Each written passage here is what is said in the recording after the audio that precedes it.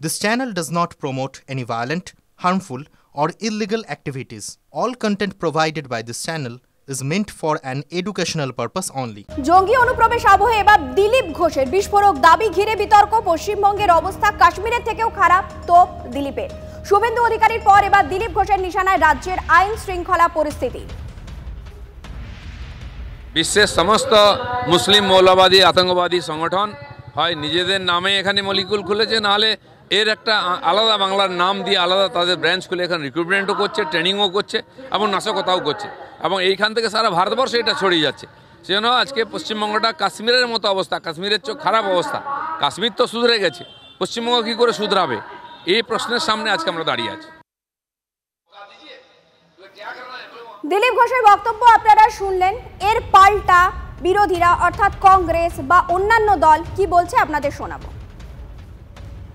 তো ঘুমোচ্ছে পশ্চিমবঙ্গের সরকার, ঘুমোচ্ছে পশ্চিমবঙ্গের ইন্টেলিজেন্স, সমানভাবে দিল্লির ইন্টেলিজেন্সও ঘুমাচ্ছে।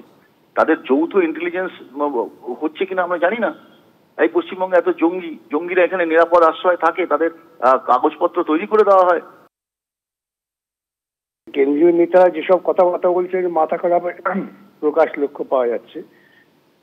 অমিত শাহ আম্বেদকরকে নিয়ে যা বলেছেন, মোদী অর্থনীতি নিয়ে যা বলছেন, এসব পাগলের প্রলাপ। তো তাদেরই একটা অনুগামী দল পশ্চিমবঙ্গে, যাদের মূল লক্ষ্য হচ্ছে ধর্মীয় বিভাজন তৈরি করা, তারা তাই পশ্চিমবঙ্গকে কাশ্মীরের সঙ্গে তুলনা করছে। এর জন্য দায়ী অবশ্য মমতা, তিনি এদের তোল্লা দিয়েছেন।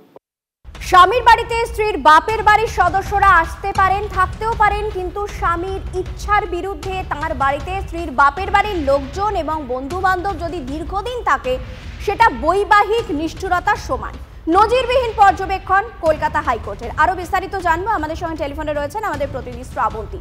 শ্রাবন্তী, কোন ঘটনার পরিপ্রেক্ষিতে কলকাতা হাইকোর্টের এই পর্যবেক্ষণ? দেখো চয়নিকা, এটি একটি ডিভোর্সের মামলা ছিল এবং সেখানে স্ত্রী তিনি কর্মরতা ছিলেন। তার বক্তব্য ছিল যে যেহেতু তিনি শিয়ালদায় কাজ করেন, তাই কোলাঘাটের বদলে তিনি তার বাপের বাড়ি উত্তরপাড়া থেকে যাতায়াত করবেন। স্বামীর ফ্ল্যাট কোলাঘাটে, সেখানে যখনই তিনি আসতেন তার মা এবং তার অন্যান্য আত্মীয় স্বজন, কখনো কখনো তার বন্ধুকে নিয়েও আসতেন। স্বামীর বক্তব্য যে নিজের ফ্ল্যাটে দীর্ঘদিন যাবৎ শুধুমাত্র স্ত্রীর বাড়ির আত্মীয়কে তিনি কেন সহ্য করবেন। কোথাও গিয়ে তো যদি তিনি থাকেন, কোলাঘাট থেকে শিয়ালদার দূরত্ব বেশি নয়, তাহলে তিনি একাই থেকে এখান থেকে চাকরি করতে পারেন। এখান থেকে ঝামেলার সূত্রপাত এবং শেষ পর্যন্ত সেইটি বিবাহ বিচ্ছেদ পর্যন্ত গড়িয়ে যায়। নিম্ন আদালত স্বামীর পক্ষে রায় দেয়নি, যদিও কলকাতা হাইকোর্ট নিম্ন আদালতের যে রায় ছিল সেটা খারিজ করে জানিয়ে দিয়েছে এক্ষেত্রে যদি স্বামী মনে করেন তিনি অত্যাচারিত, তার কারণ বাপের বাড়ির লোক এসে তার বাড়িতে তাঁর অমতে থাকছেন, তাহলে সেটা তিনি খুব একটা ভুল ভাবছেন না। এবং তিনি বিবাহ বিচ্ছেদের ডিভিশন বেঞ্চ, বিচারপতি সব্যসাচী ভট্টাচার্য, তার ডিভিশন বেঞ্চ এটি স্বীকার করেছেন স্বামীর বক্তব্য, এবং বিবাহ বিচ্ছেদের মামলা তিনি যেটা করেছেন সেটাতে স্বীকৃতিও দিয়েছেন। কার্যত এই নিয়ে বিভিন্ন আইনজীবী মহলে প্রশ্ন যে কর্মরতা স্ত্রীর ক্ষেত্রে যে বিভিন্ন সমস্যা হয়ে ওঠে, তাহলে এই ধরনের পর্যবেক্ষণের মধ্যে আরো বেশি সমস্যার মুখে পড়তে পারেন মেয়েরা। ধন্যবাদ। আমাদের কাছে এরকম কেসও আছে, ভদ্রমহিলা নিজে থাকেন না, কিন্তু স্বামীর ফ্ল্যাটের দখল রাখার জন্য তিনি ওনার মাকে ওখানে বসিয়ে রেখেছেন, বয়ফ্রেন্ডকে নিয়ে এসে ফ্ল্যাটে রাখছেন। এরকমও অনেক ঘটনা আছে। তো আমাদের না ঘটনার পরিপ্রেক্ষিত বিচার করতে হবে। ছেলেদের ক্ষেত্রে কত সামান্য জিনিসে বলছেন একটা মোবাইল না কিনে দেওয়া নাকি মেন্টাল ক্রুয়েলটি মেয়েদের, তাহলে এটাও তো একটি ছেলে বলতে পারেন যে তিনি তার পরিবারকে নিয়ে থাকতে পারেন না, কিন্তু সেই মেয়েটি যখন আসে তার পরিবারের কাউকে বন্ধু বান্ধব নিয়ে এসে থাকতে, তাহলে ছেলেরাও সেটাকে মেন্টাল ক্রুয়েলটি ভাবছেন। হাজবেন্ডের যদি মনে হয় তার স্ত্রী বন্ধু বান্ধব নিয়ে আসলে বাড়িতে, তার বাড়ির লোকেরা এসে থাকলে তার প্রতি নিষ্ঠুরতা প্রদর্শন করছে, তাহলে সম্পর্কের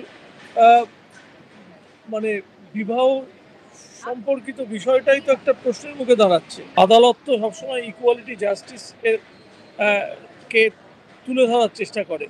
এটার মধ্যে দিয়ে কোন ধরনের জাস্টিসকে তুলে ধরার চেষ্টা করছে, আমার কাছে এটা অত্যন্ত